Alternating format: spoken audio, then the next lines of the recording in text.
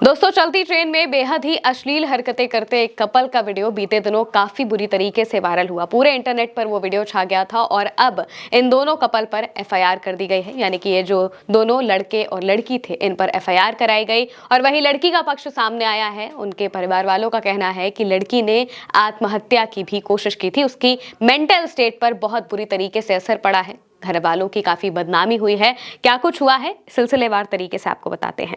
दरअसल ये जो वीडियो वायरल हुआ, ये बीते 24 नवंबर का बताया जा रहा है। 24 नवंबर को गाजियाबाद से मेरठ की तरफ चलने वाली एक रैपिड रेल, जिसका नाम नमो भारत है, उस ट्रेन का एक वीडियो वायरल होता है। इसमें एक लड़का और एक लड़की बैठे होते हैं।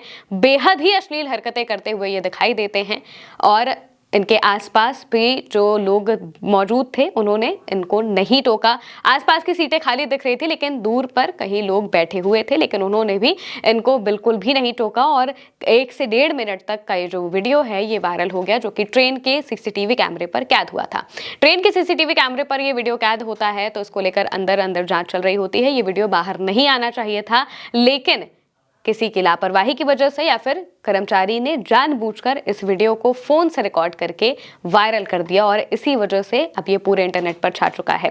इसके बाद कार्रवाई की बात आई तो फिर उस कर्मचारी पर भी कार्रवाई की गई और इन दोनों का भी पता लगाया गया। जो इस वीडियो में दिखाई दे रहे थे, लड़का और लड़की, इनका भी पता लगाने की कोशिश की गई, क्योंकि लड़की ने कॉलेज का यूनिफॉर्म पहना हुआ था, हालांकि लड़के ने व्हाइट रंग का एक स्वेटर पहना हुआ था।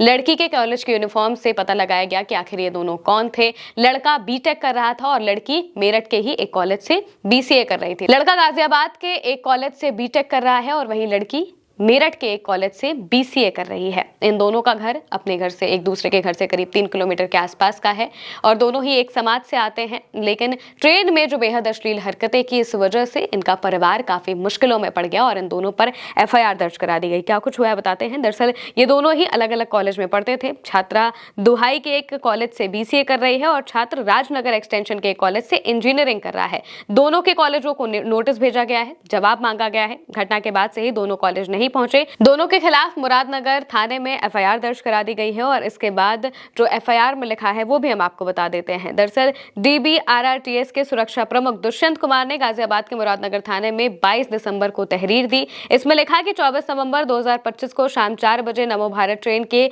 प्रीमियम कोच 23 में अश्लील कृत्य सामने आया है, जिसमें एक पुरुष और एक महिला शामिल थे। ट्रेन दुहाई से मुरादनगर की तरफ जा रही थी। हमारे क्लाइंट ने 2 दिसंबर को बताया कि ट्रेन ऑपरेटर ने केबिन में मोबाइल का इस्तेमाल किया। इसकी जांच की गई। इसमें सामने आया कि ऋषभ नाम के ऑपरेटर ने बिना अनुमति और बिना सूचना के अपने से ट्रेन के अंदर मोबाइल का यूज किया, जो हमारी कंपनी के नियमों और स्थायी आदेश का सीधा उल्लंघन है। 3 दिसंबर को ही हमारी कंपनी ने ऑपरेटर ऋषभ को सेवा से बर्खास्त कर दिया। इसी ऑपरेटर ने यह वीडियो वायरल किया है। इस संबंध में आरोपियों के खिलाफ कानूनी कार्रवाई की जाएगी, ऐसा इस एफआईआर में लिखा गया और बताया गया। और इसके साथ साथ में जो अधिकारी हैं, उन्होंने भी कुछ बातें कही हैं। अधिकारियों ने कहा कि ट्रेन के अधिकारी की तहरीर पर मुरादनगर थाने में संबंधित धाराओं में केस दर्ज किया गया है, जिसमें पुलिस आगे की विधिक कार्रवाई कर रही है। जो भी साक्ष्य सामने आएंगे उसमें भी जांच के बारे में पता किया जाएगा और जांच के बारे में और जो बाकी चीजें हैं वो सामने आएंगी। और इसके बाद जब परिवार वालों तक पहुंचने की कोशिश की गई, जो लड़की है जिसका वीडियो वायरल हुआ, उस तक पहुंचने की कोशिश की गई, तो हालांकि परिवार वाले कुछ बोलने को तैयार नहीं थे। उन्होंने अपने घर का दरवाजा बंद रखा हुआ था और लड़की को किसी रिश्तेदार के यहाँ भेज दिया गया है।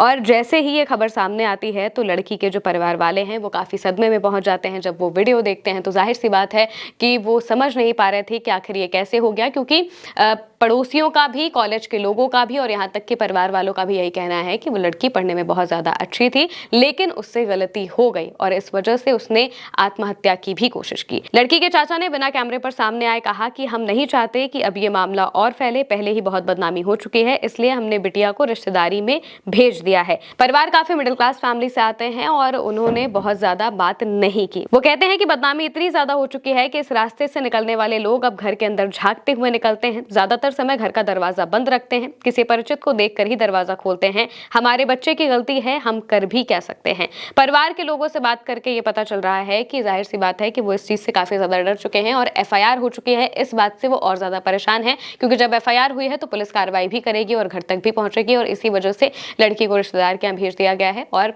उसे प्रोटेक्ट करने की कोशिश की जा रही है। पड़ोसियों से जब बात की गई तो उन्होंने बताया कि लड़की ने आत्महत्या की भी कोशिश की थी।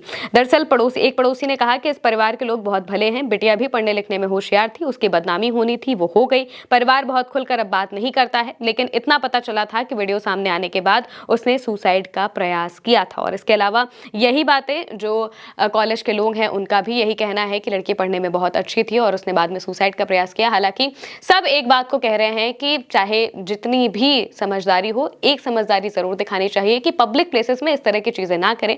अगर वो कपल हैं तो उसके लिए बहुत सारे ऑप्शंस उपलब्ध होते हैं, ट्रेन में या फिर किसी भी पब्लिक जगहों पर जहां पर कैमरे हो सकते हैं, ऐसा कुछ भी हो सकता है, या फिर पब्लिक प्लेस में इससे इन सब चीजों से खास तौर से बचना चाहिए, क्योंकि ये बाद में किसी की जिंदगी खराब कर सकती है। और मौजूदा वक्त में इन दोनों के साथ भी यही हो रहा है, क्योंकि वो अभी कॉलेज भी नहीं जा रहे हैं, एफआईआर भी हो चुका है और इससे बहुत बुरी तरीके से मेंटल स्टेट भी प्रभावित हो रही है।